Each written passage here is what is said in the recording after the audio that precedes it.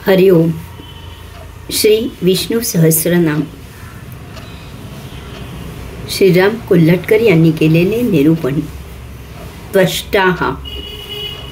त्वष्टा नावाचा देवांचा एक स्थापत्यकार कल्पिला गेला आहे. असा या भगवंताच्या नामाचा एक अर्थ आहे. तासणे, झिजवणे असाही दुसरा अर्थ आहे आणि प्रलयाच्या वेळी सर्वांना नष्ट करणारा असा तिसराही अर्थ आहे. थोडक्यात निर्मिती आणि लय ह्या दोन्ही क्रिया या नामात समाविष्ट आहेत. ज्ञानेश्वरीत ज्ञानेश्वर महाराज म्हणतात, उपजे ते नाशे, नाशले पुनरपि दिसे, हे घटिका यंत्र तैसे परिभ्रमेगा. प्रत्येक दृश्य निर्मित वस्तूला अंत आहे, म्हणून आपले आध्यात्मिक प्रवास देखील सगुण साकारातून निर्गुण निराकाराकडे होणे अपेक्षित आहे. विश्वरूप दर्शन पाहून भयभीत झालेला अर्जुन भगवंत श्रींना नेहमीचे चतुर्भुज रूप धारण करायला सांगतो.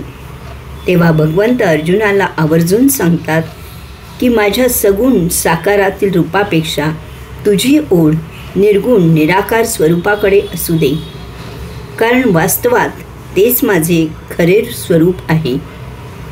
मनुष्य जन्माला येतो, बालपण, तारुण्य आणि वृद्धावस्था असे एक एक टप्पे स्वाभाविकपणे ओलांडतो.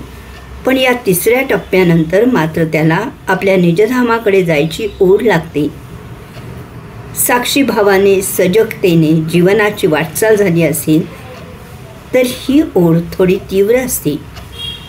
पण काही कारणाने निरनिराळ्या आपत्तींमुळे, आजारपणामुळे प्राप्त जीवन नकोसे झाले असेल तरी देखील मृत्यू हे वरदान वाटते आणि त्या लय करणाऱ्याला केव्हा भेटेन असे वाटते.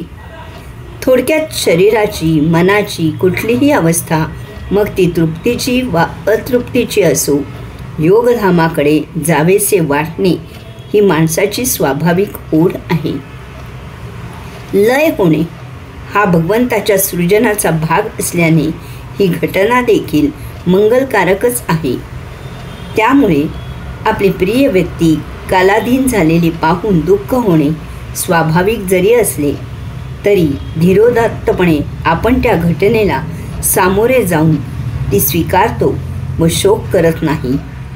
भगवंताच्या अनेक सुंदर नामांपैकी हे नाव असल्याने याही नामाच्या पोटात फार मोठा अर्थ दडलेला आहे, हे आपण ध्यानात घेऊया. हरिओम.